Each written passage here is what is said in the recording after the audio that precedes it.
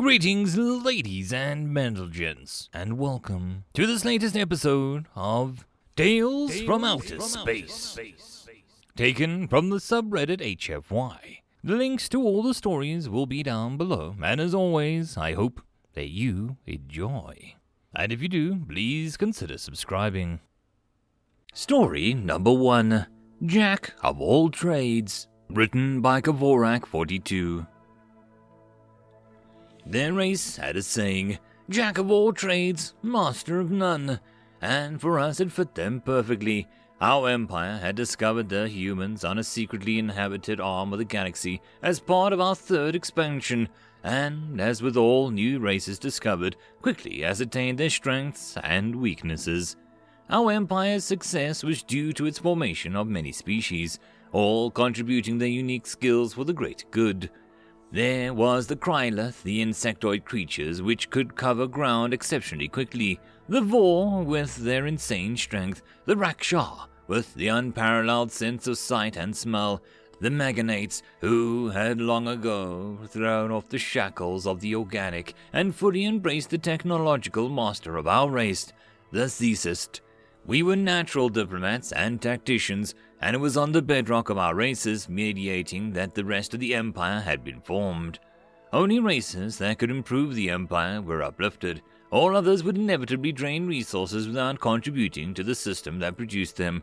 The humans, it seemed, were an open and shut case. They were assessed and to have good endurance, certainly the best of their world, but when compared to the Selenth, they were terribly slow.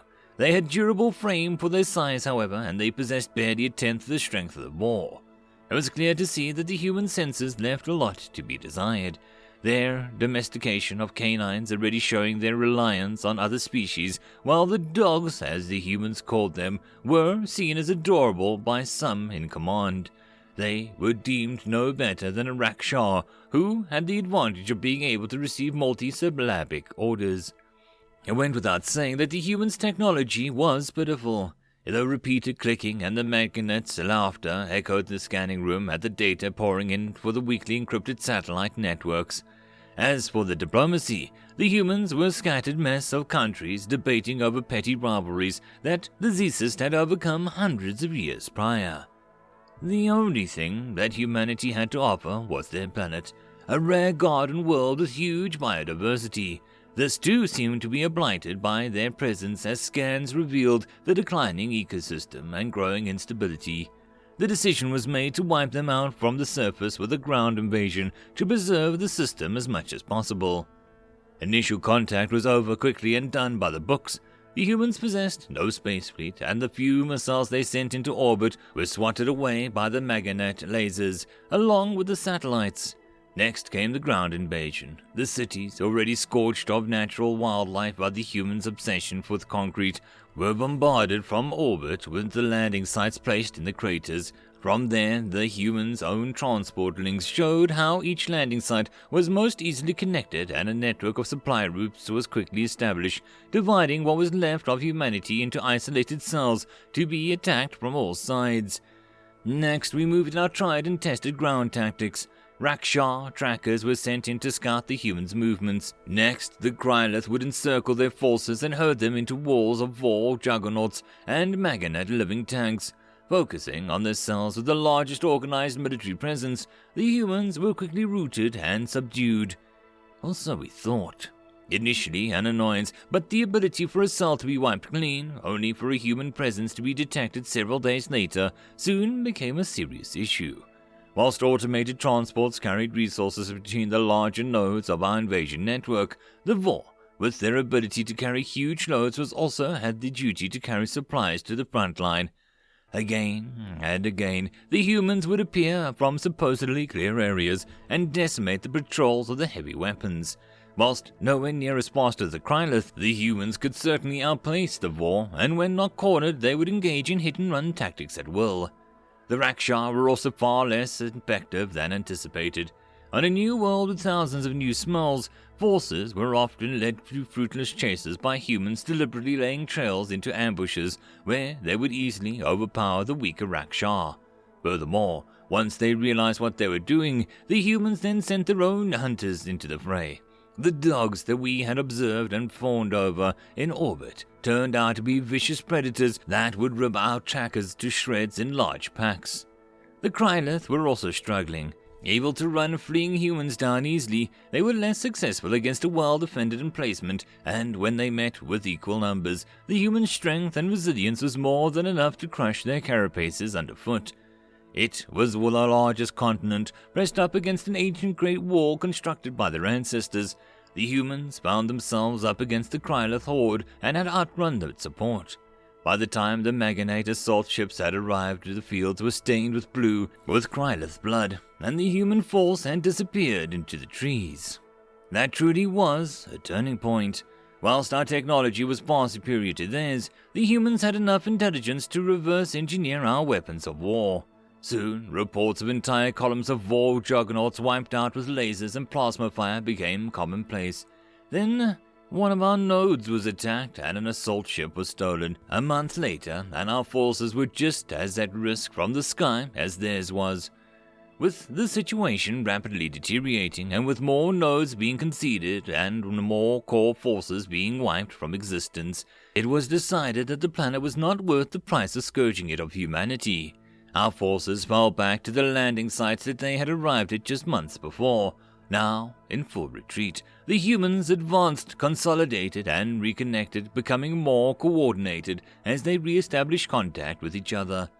Finally, as the last of our forces left the planet, our capital ships bombarded the surface. The humans had co-opted our air defenses, and many of the first salvos were intercepted. Nothing, however, could intercept that many shots, and several made it to the surface. It was then that we realized that we were doomed. The brilliant white flashes were followed by equally brilliant blue glow of reverse-engineered Maganite shields, the very same network that we had constructed to protect our infrastructure, and later our forces from air attack had been turned into a planet-wide defense. As the months followed, we were pushed into a low orbit by their ground-based laser arrays. Then we were pushed from high orbit by their starships.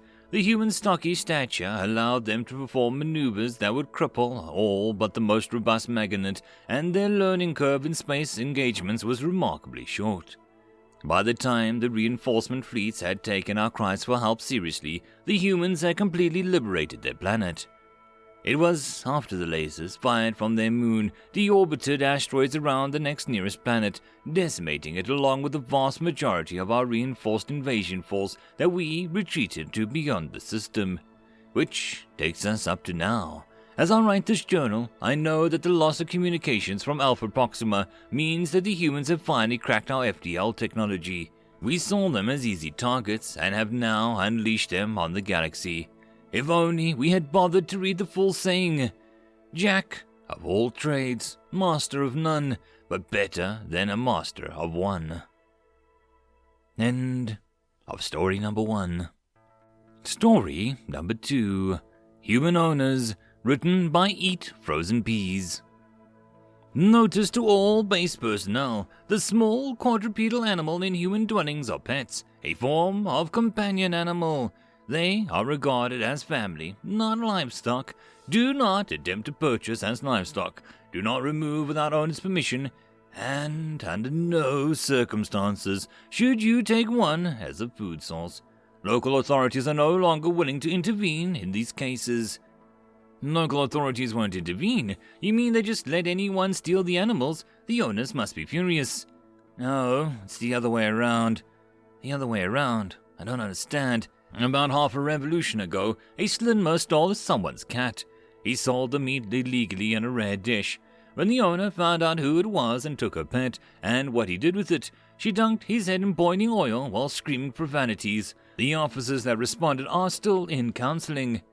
Notice to all base personnel, the small avian and reptilian creatures in humans' dwellings are frequently pets as well. The fact that an animal lives in a cage or a tank is not indicative of whatever it is as a food source. Wait, so those chickens should keep on for food? Mine are just for the eggs. I'd have a hard time eating them. But you eat chicken. Yeah, other people's chicken from farms, not my own. But you eat the eggs. It's not like they're fertilized or anything. No harm, no foul. I don't understand. It's a pun. No, I got that part.